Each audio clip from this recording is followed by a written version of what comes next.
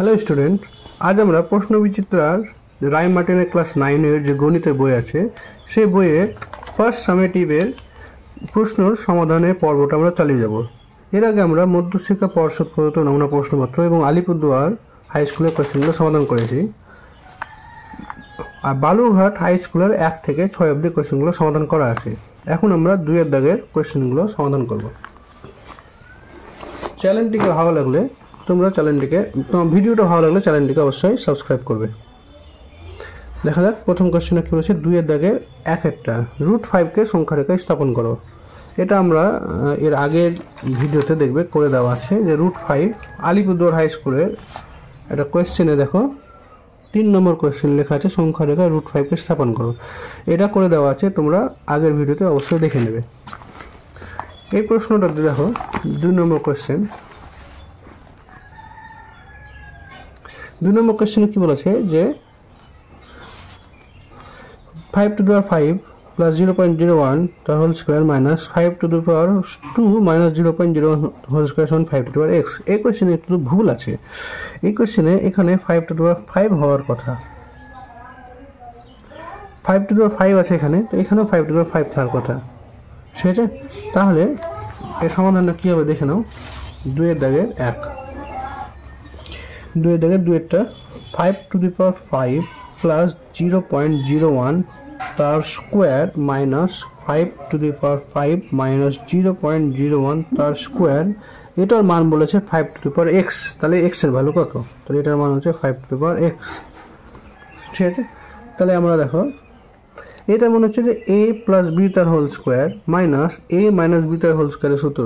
আর এই ফর্মুলাটা যদি ব্যবহার করি তাহলে এই ফর্মুলার সূত্র হচ্ছে 4ab 4 × 5 to the power 5 × 0.01 সমান 5 to the power x।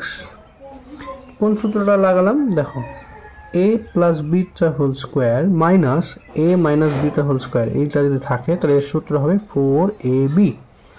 আর এখানে যদি প্লাস থাকে তাহলে তার সূত্র হয়ে যায় a plus B whole square plus a minus B whole স্কোয়ারের সূত্র হয় 2 × a square plus B square. Minus থাকলে 4ab আর এখানে প্লাস থাকলে 2 × a square plus B square. এখানে মাইনাস আছে তাই 4ab সূত্রটা কাজে লাগবে। কোয়েশ্চেনে a এর জায়গাতে আছে 5 to the power 5 R b এর জায়গাতে আছে দেখো 0.01। তাহলে 4ab এর সূত্র 4 × 5 to the power 5 × 0.01। দেখো 4 × এভাবে কায়দা করতে পারি, 5 একে ভেঙে দাও, 5 স্কোয়ার × 5 কিউব 0.01 সমান 5 to the power x। এটা কেন করলাম? 4 × 5 স্কোয়ারের মান আসলে 100 হয়। 5 স্কোয়ার মানে 25, 25 × 4 তারপর 100। এবার 100-র সাথে 0.01 গুণ করলে 1 হয়, ওই জন্য আমরা এটাকে 5 স্কোয়ার আকারে ভেঙে দিলাম। তাহলে 4 × 5 স্কোয়ার মানে 100 আর 0.01 গুণ আর থাকছে কত 5-এর কিউব। এটার মান 5 to the power x, যেহেতু 5 স্কোয়ারের মান 25। ঠিক আছে, আর 100-কে 0.01 দিয়ে যদি আমরা গুণ করি তাহলে 1 পাই। তাহলে 1 গুণ 5-এর কিউব সমান 5 to the power x। এখান থেকে আমরা কি পাচ্ছি? 5-এর কিউব সমান 5 পাওয়ার x। তাহলে বাম পক্ষ ডান পক্ষ যদি সমান হয় তাহলে এই পাওয়ারগুলো তারা সমান হবে। অতএব এখান থেকে বলতে পারি x এর মান 3। এটা হচ্ছে সমাধান, x এর মান 3। ঠিক আছে, তাহলে এই কোয়েশ্চেনে x এর মান কত হলো? x এর মান 3 হবে। পরের কোয়েশ্চেনে দেখো 2-এর দাগে 3-এরটা p এর কোন মানের জন্য এটা এবং এটা একটার মধ্যে সমাধান থাকবে। এই অঙ্ক তোমাদের আসবেই, একটা শর্ট কোয়েশ্চেন এখান থেকে আসে। তো এর আগে দেখো অলরেডি এখানে একটা কোয়েশ্চেন ছিল রৈখিক সহজ সমীকরণ যেটা আছে যার সমাধানযোগ্য হবে কি হবে না, বা কোনো সমাধান থাকবে না, বা অসংখ্য সমাধান থাকবে, এর একটা শর্ত আছে। সেই শর্ত অনুযায়ী এখানে একটা কোয়েশ্চেন পেলাম আর এখানে আরেকটা কোয়েশ্চেন পেলাম। আরও হয়তো আস্তে আস্তে আমরা কোয়েশ্চেন পাবো। তো এইরকম কোয়েশ্চেন হলে সমাধান করার একটাই নিয়ম। 2-এর দাগের 3-এরটা প্রথমে সমীকরণ দুটোকে লিখে নাও। 3x - 4y সমান 1 এবং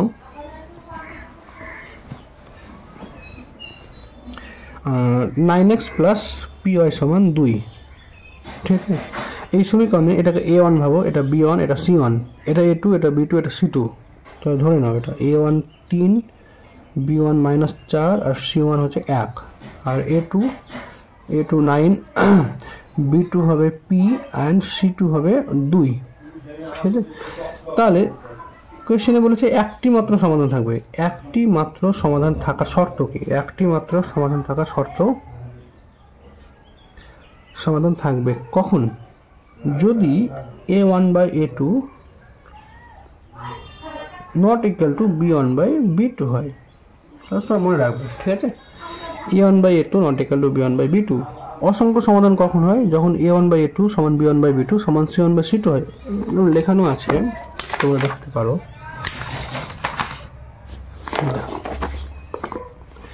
নির্দিষ্ট একটি মাত্র নির্দিষ্ট সমাধান থাকবে যখন a1/a2 not equal to b1/b2 হবে।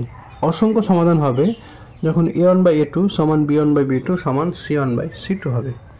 আর কোনো সমাধান থাকবে না যদি a1/a2 সমান b1/b2 সমান c1/c2 হয়। ঠিক আছে, তাহলে এই কোশ্চেনে এটা দেখা যাক কী করে করি। তাই মানটা বসে দাও তুমি। a1/a2, a1 এর জায়গাতে 3, a2 জায়গাতে 9 অসমান b1 এর জায়গাতে -4 আর b2 জায়গাতে p। ঠিক আছে, এটা কাটাকাটি করো, 3 একে 3, 3 3 9। তাহলে কত পেলে? 1/3 not equal to -4/p। Cross multiply করো, ওপর নিচ গুণ, p এর সাথে 1 গুণ p আর 4 এর সাথে -3 গুণ -12। এখানে অসমান আছে, অসমান চিহ্ন দেখবে। তাহলে p নট ইকুয়াল টু -12। অতএব p এর মান হলো, p এর মান -12 ছাড়া যে কোনো সংখ্যা হতে পারে। p এর মান -12 ছাড়া যে কোনো সংখ্যা হতে পারে। অতএব p নট ইকুয়াল টু -12। ঠিক আছে, পরের কোশ্চেনে দেখা যাক। পরের কোশ্চেনে কি বলেছে? একটি রম্বসের কর্ণদ্বয়ের দৈর্ঘ্য 24 আর 18, প্রতিটি বাহুর দৈর্ঘ্য কত? 2 এর দাগের এটা হচ্ছে 4 এরটা। রম্বসের প্রতিটি বাহুর দৈর্ঘ্য, কর্ণের দৈর্ঘ্য দেওয়া আছে, তাই না?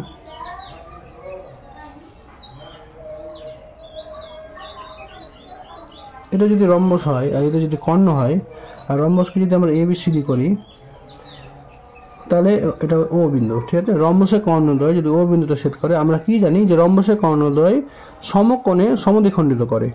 তখন এক তো এরা সমদ্বিখণ্ডক করবে, AO আর OC সমান হবে আর BO আর OD সমান হবে, এবং তাদের মধ্যে এই যে কোণগুলো গ্যাপ আছে, এর কোণগুলো হবে 90 ডিগ্রি করে। এরা হচ্ছে 90 ডিগ্রি করে। ঠিক আছে, সমকোণে সমদ্বিখণ্ডিত করে। সেক্ষেত্রে আমরা এখান থেকে বলতে পারি যে ধরি ABCD রম্বসের AC কর্ণ ACর দৈর্ঘ্য কত? কর্ণ AC সমান, এখানে প্রশ্নে দাও বলে দিয়েছে। প্রশ্নে কি দেওয়া আছে? একটা কর্ণ 24, একটা 18, তাহলে বড়টা 24, ছোটটা 18। তাহলে আমরা AC কর্ণ বড়, তাহলে AC ধরে নেব আমরা 24 সেমি, এবং অপর কর্ণ কে আছে? BD কর্ণের দৈর্ঘ্য 18 সেমি। ঠিক আছে, সেইখান থেকে আমরা কি পাবো? AO সমান OC সমান 24/2, হাফ হয়ে যাবে 12 সেমি। আর BO সমান OD সমান কত পেয়ে যাবো? 18/2, তাহলে হয়ে যাচ্ছে 9 সেমি। ঠিক আছে, তাহলে প্রশ্নে কি বলেছে?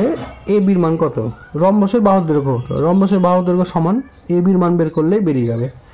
দেখো OAB হয়ে গেছে একটা সমকোণী ত্রিভুজ, কারণ এই কোণটা 90 ডিগ্রি। একটা ত্রিভুজের একটি কোণ 90 ডিগ্রি হলে সেই ত্রিভুজকে সমকোণী ত্রিভুজ বলে। আর সমকোণী ত্রিভুজের ক্ষেত্রে আমরা কি জানি? দৈর্ঘ্য লম্ব স্কয়ার প্লাস ভূমি স্কয়ার সমান অতিভুজ স্কয়ার হয়। তো সেই সূত্রটাকে আমরা কাজে লাগাবো। এক্ষেত্রে 90 ডিগ্রি উল্টো দিকে যেটা থাকে সেটা হচ্ছে অতিভুজ। তাহলে এটা যখন অতিভুজ পেয়ে গেলাম, এটা লম্ব, এটা ভূমি ধরতে পারো। তো এটা লম্ব, এটা ভূমি, এটা অতিভুজ। তাহলে AOB সমকোণী ত্রিভুজের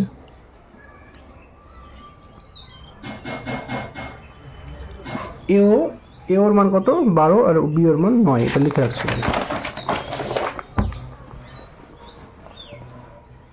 দেখো AO সমান 12 সেমি আর BO সমান 9 সেমি। তাহলে AB কত? ঠিক আছে, আমরা জানি AB স্কোয়ার সমান AO square plus BO square. ঠিক আছে, অতিভুজ স্কোয়ার সমান লম্ব স্কোয়ার প্লাস ভূমি স্কোয়ার। তাহলে AB স্কোয়ার সমান কত লেখা যাবে 12 তার স্কোয়ার প্লাস 9 তার স্কোয়ার। 12 স্কোয়ার হবে 144 আর 9 স্কোয়ার হবে 81। এবার এদিকে যোগ করো, 4 আর 1 5, 8 আর 4 12, 2 হাত থাকলো 1, 1 আর 1 2, 225। ঠিক আছে, তাহলে এই বি সমান কত হবে 225-এর বর্গমূল। 225-এর বর্গমূল কত হয় 115 হয় নাকি, 15 বর্গ 225। ঠিক আছে, তাহলে অতএব রম্বসের কর্ণের দৈর্ঘ্য, রম্বসের প্রতিটি বাহুর দৈর্ঘ্য, কোয়েশ্চেনে কি চেয়েছে রম্বসের প্রতিটি বাহুর দৈর্ঘ্য কত, প্রতিটি বাহুর দৈর্ঘ্য সমান 15 সেমি হবে। না বুঝতে পারলে অবশ্যই তোমরা কমেন্টে জিজ্ঞেস করতে পারো। তারপরে কোয়েশ্চেনে দেখো 5-এরটা, কে এর মান কত হলে 3x - 2 15x স্কোয়ার - kx - 14 এর একটি উৎপাদক হবে, হিসাব করে লিখি। প্রথমে এই অঙ্কতে তোমাকে করা উচিত কি, যে 3x - 2 সমান 0 করো। দেখো এর 0 কে হচ্ছে, তাহলে x এর মান কত পাবে 2/3, এর 0 পেলে 2/3। ঠিক আছে, তাহলে আমরা কি জানি 15x স্কোয়ার - kx - 14 এর একটি উৎপাদক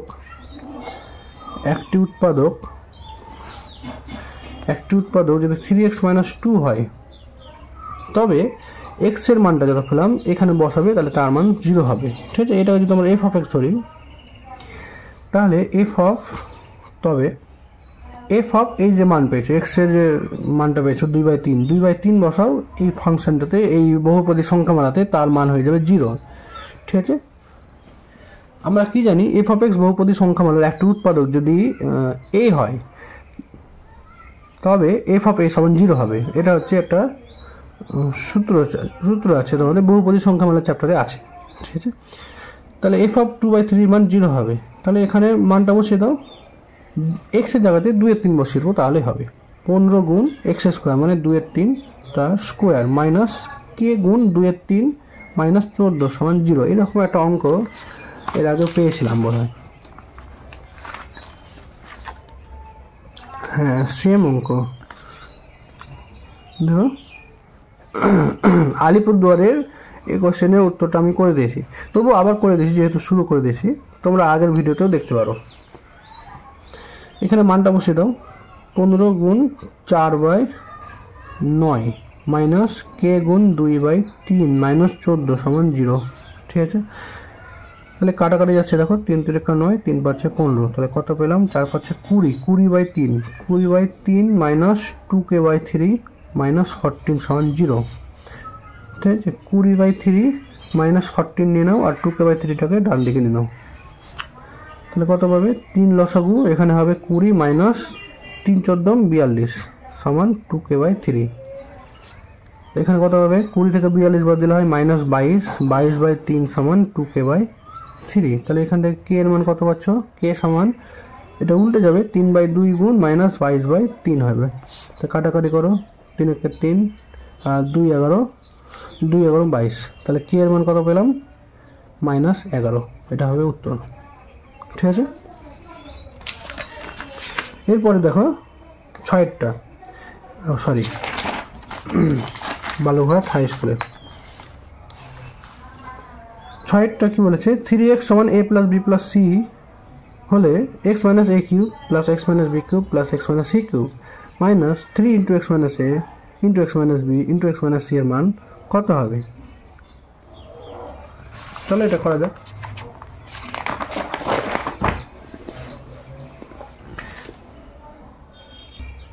তাহলে দেখো এটা কি করে করব, 6-এরটা 3x সমান a + b + c। ঠিক আছে, এখান থেকে কোয়েশ্চেনে কি বলেছে, যে x -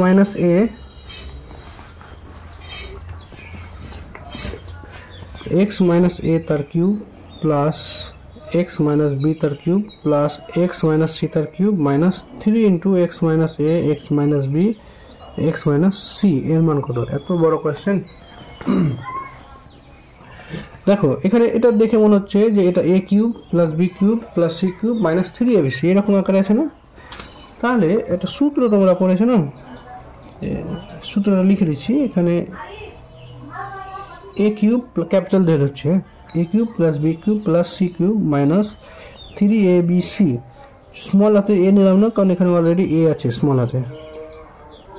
এটা সূত্র হয় যে আমরা জানি যে a plus b plus c গুণ a square plus b square plus c square minus ab minus bc minus ca। এটা তোমাদেরকে মনে রাখতে হবে। এর আগের অঙ্কে তো আমরা এইভাবে এটা সমাধান করেছিলাম, কিন্তু অঙ্কটা আলাদা ছিল, এটা অঙ্ক আলাদা।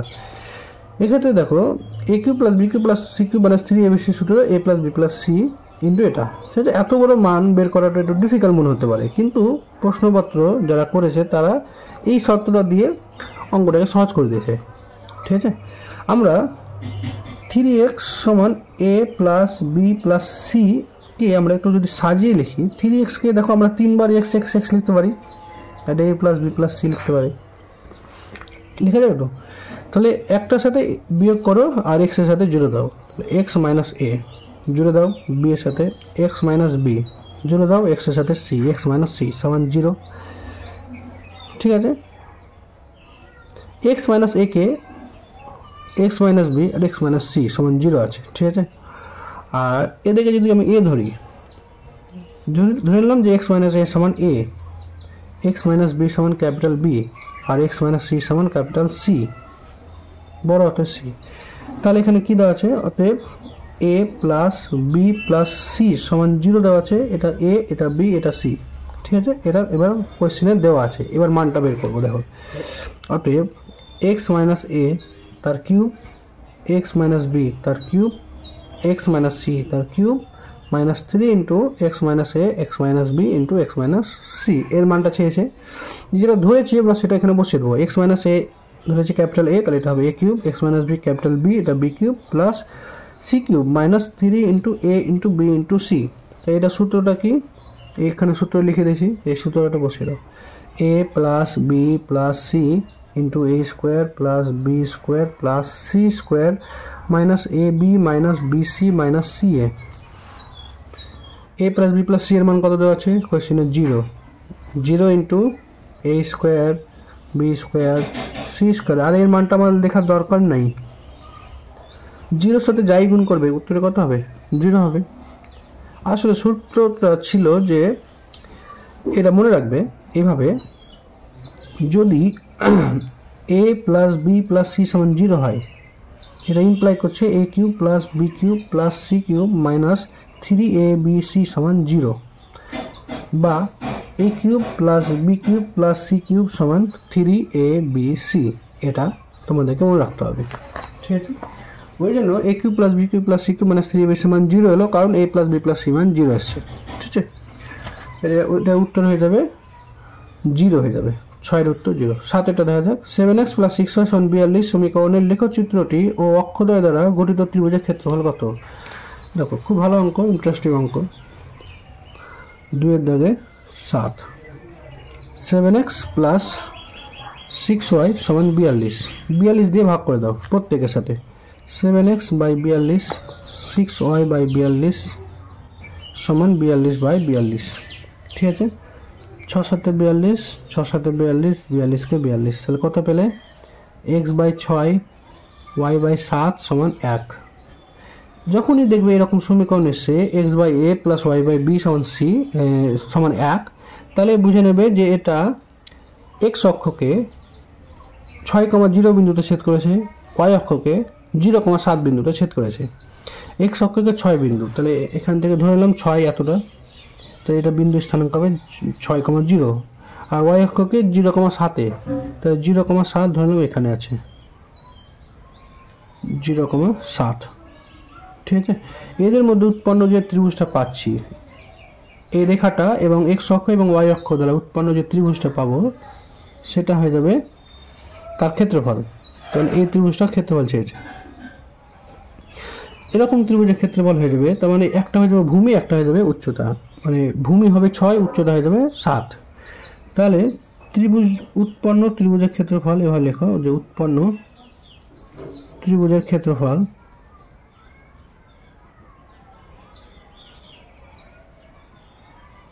হাফ গুণ ভূমি গুণ উচ্চতা, এটাই ত্রিভুজের ক্ষেত্রফলের সূত্র। ভূমি হয়ে যাবে 6, উচ্চতা হয়ে যাবে 7, ঠিক আছে। তাহলে এটা 2 দিয়ে কাটো, 3 গুণে 6, তাহলে থাকলো কত 3 গুণ 7, মানে 21 বর্গ একক। এটা হবে উত্তর, ঠিক আছে। আজকে এতটাই, পরের দিন আবার 3, 4, 5, 6, 7, 8 এগুলো উত্তরগুলো আমরা সমাধান করব। ভিডিওটি ভালো লাগলে অবশ্যই চ্যানেলটিকে লাইক এবং সাবস্ক্রাইব করবে।